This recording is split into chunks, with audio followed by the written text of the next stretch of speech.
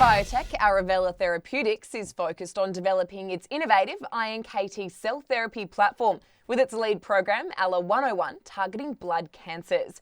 Today I'm joined by Managing Director and CEO Dr. Michael Baker. Michael, can you start by telling us what CAR iNKT cells are, how they work and why they're promising for cancer treatment? Yeah, I'd be happy to. And firstly, thanks very much for having me, Tyler. So, invariant natural killer T cells, or iNKT cells for short, are a fascinating immune cell. And let me just point out very clearly up front that they're a naturally occurring immune cell in the human body. So Arovella didn't invent them, but they've been evolving in the human body for millions of years. And now they make up a very important part of the human immune system. And when we think about using cell therapies for cancer treatment, which folks have done really well to good effect in more recent times, and the first two being approved in 2017, they have classically relied on a different immune cell called a T cell. So these were one of the first immune cells discovered and studied very intently back in the 60s. iNKT cells were discovered, let's say, a couple of decades later. So they haven't generated the same amount of attention. And they also are less abundant in the human immune system than we'd see for T cells. So we think for those reasons they've flown under the radar a little bit in terms of what their potential could hold. But from our perspective and in general, they are a very potent immune cell. And if I had to describe their job in the human body, it is essentially acting as the front line or the gatekeeper to help eliminate things that don't belong. And that could be a bacteria, it could be a virus, and in some cases there's also a cancer cell. And the beauty of iNKT cells, as I said, is they have this remarkable ability to work in what we refer to as the innate immune system.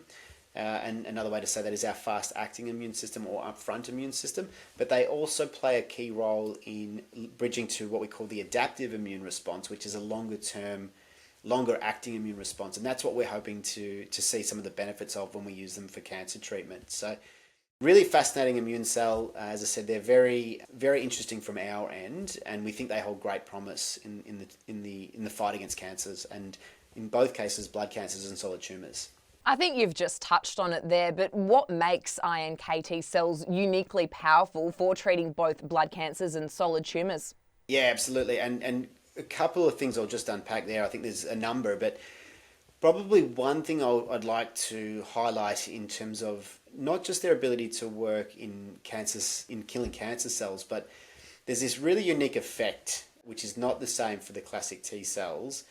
T cells, when we give them from one person to another, what they'll do is they'll recognize, from the donor to the recipient, they'll recognize things as foreign. And that's their job. That's what they're designed to do. And when that happens, the T cells that have been transferred into the recipient, they can start attacking those tissues, organs, which we call graft versus host disease. So that's problematic because it can be fatal. And it means you just cannot use T cells in that context of giving them from one person to another.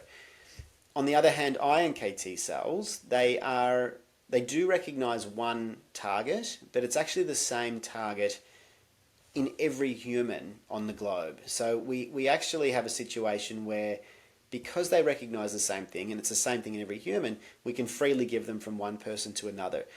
That has now been shown across different clinical trials doing exactly that, where these cells have been given from a healthy donor to multiple patients, and we haven't witnessed graft versus host disease. And in fact, it's the inventor of Arovella's platform. He was one of the first to actually publish findings showing that iNKT cells, not only do they not cause graft versus host disease, but they can actually protect against it. So again, quite a fascinating immune cell. So anyway, going back to the why we like them for cancer treatment, particularly blood cancers and solid tumors, in addition to that, as I said, they are already naturally equipped with the machinery to kill certain cancer types already. So some cancers, so imagine you've got a circular tumor cell, they'll have what we call either CD1D on their surface, and that could be things like some lymphoma, some leukemia, multiple myeloma, things like glioblastoma naturally have that out on their surface. And if they do, and the iNKT cells are able to recognize them, they will kill them. And there's another marker, again, these get pretty complicated in their naming, but NKG2D is another one. And again, that that gets higher in number on the surface of cancer cells, iNKT cells will already naturally recognize and target that as well. So the beauty of them is that they're already naturally equipped to have this ability to do some of these, take on some of these cancer cells. And when we engineer them over the top with a chimeric antigen receptor, or CAR for short, they're supercharged again to be potent cancer cell killers. So that's really helpful for us, that they can directly kill cancer cells. And then what we've seen more recently through, again, not only just our studies, but certainly studies from other groups, is the ability for them to influence not just the cancer cells directly, but also other immune cells that are helping to protect the cancer cells. And we call these, again, they're pretty nasty names, but tumor-associated macrophages and myeloid-derived suppressor cells.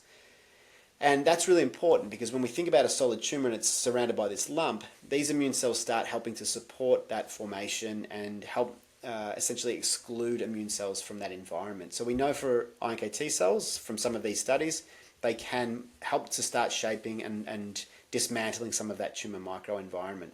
And lastly, they also actually go some ways to essentially telling other immune cells like T cells and natural killer cells, you also need to start getting involved in destroying these tumor cells. So they kill directly, they start breaking down some of these hostile components, and then they also cross-prime other parts of the immune system. So really multifunctional. So what breakthroughs are needed to fully unlock the potential of off-the-shelf cell therapies? Yeah, it's a very good question, and there's a few things I think to point out here. So as I said, I've mentioned CAR-T broadly, which is going from patient to patient, and just for people that are less familiar, the allogeneic side of it is really going from donor to many patients. And I think this is where we would like to see the field shift, because the logistics and supply chain of CAR-T as it currently stands is very complicated, because you're having to make the therapy for every single person. So I think what we need are a few things to be done very carefully and considered, and that includes getting the right immune cell type, getting the right CAR target, and also what we call armoring. And so Arovella has been very careful to select the iNKT cell, again for the properties we've just discussed. And CD19 is a really well proven target for blood cancers, so that's why we're interested in working with that. For our solid tumor programs, we've gone for Claudin 18.2 as a target, which we think is also an exceptional target, now clinically validated.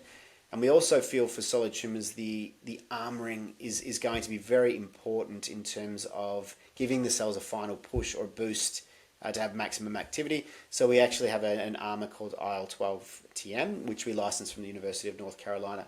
So I do think it's getting all those components right as best as you can, building them into the right program, and then building that towards the disease. Finally, how could iNKT therapies change the patient experience in the next 5 to 10 years?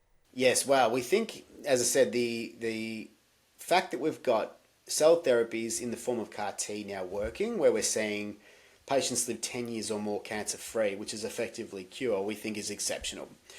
And I think what's now limiting the cell therapy field, it really is the ability to scale.